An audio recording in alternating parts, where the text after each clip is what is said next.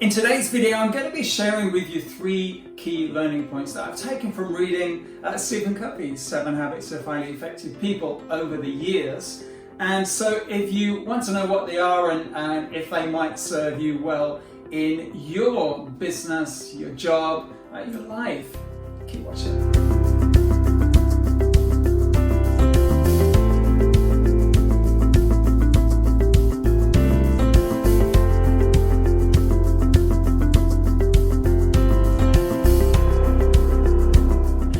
Blissed here, founder of Speak Like a Pro Online, sharing ideas, tools and techniques to help you speak with more confidence, make better videos and grow your business. On this channel you'll see tech, how-to and book review videos just like this one. So if you're new here, consider subscribing.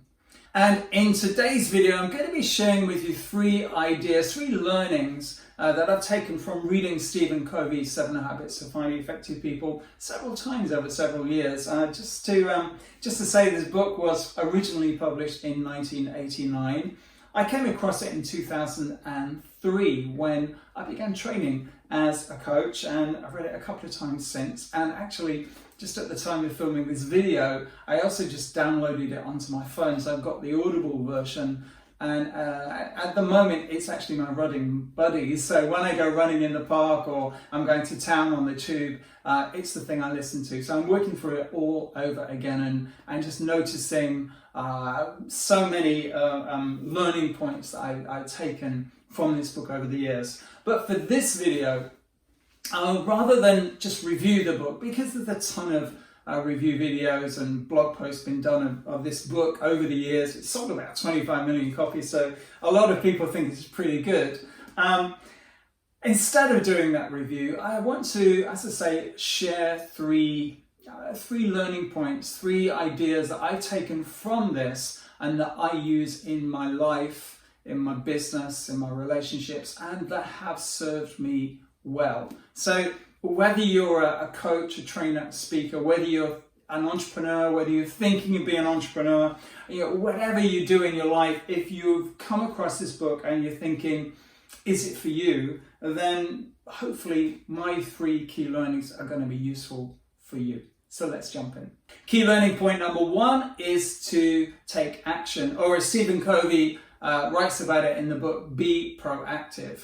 There is no substitute from taking action in life. There is so many times that I've certainly had this experience, and I coach and have conversations in training events with people who just tell me how they're talking the talk, but actually they haven't started walking the walk yet. It's really important. Theodore Roosevelt once talked about being the man in the arena, actually being there and doing it, walking the walk. And more recently, Warren Buffett, the investor, talked about having skin in the game. And that's a phrase that one of my mentors, James Wedmore, talks a lot about. When you're thinking of speaking up at a meeting or giving a presentation or starting a business or recording an online course or doing a webinar, there is the preparation time, there is the research, and that's valuable. But then at some point, putting skin in the game, until you put that skin in the game, until you have entered that arena, until you have taken action, nothing really happens.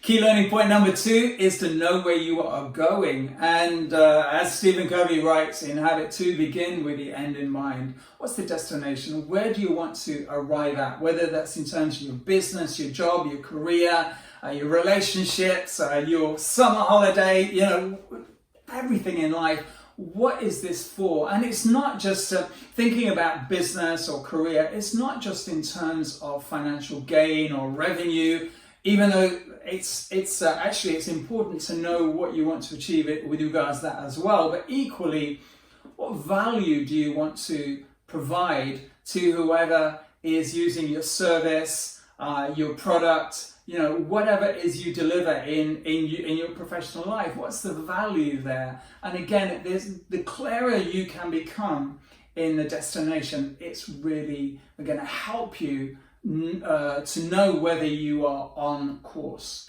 And then key learning point number 3 is, it's a phrase I got from the book, and it's this: The main thing is to keep the main thing the main thing. I'll say it one more time because I like saying it. The main thing is to keep the main thing the main thing. And I first heard about this concept, of course, in the book.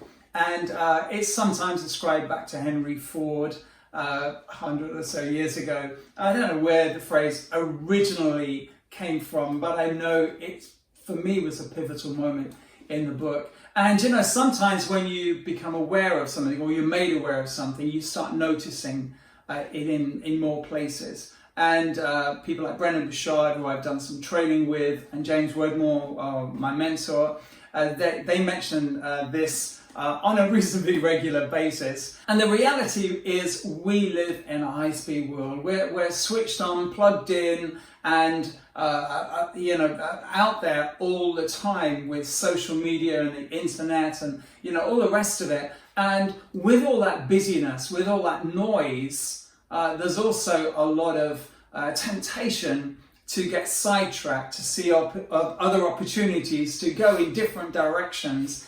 And sometimes we forget the course that we actually set and that we should stay on. And so whilst there is a ton of other opportunities out there, and I think there's never been so many opportunities, it's such an amazing age to live in, still there is value on staying focused, on keeping focus and keeping the main thing the main thing. So question of the day, what is your key learning point from the 7 Habits of Highly Effective People? Leave your ideas, comments and questions in the box immediately below this video. And if you have enjoyed it, please remember to give it a thumbs up. If it's your first time here, also remember hit that subscribe button and also the notification bell. And remember, this channel is all about sharing ideas, tools and techniques to help you speak with more confidence, make better videos and grow your business. I'm Mike Blissett. Take care.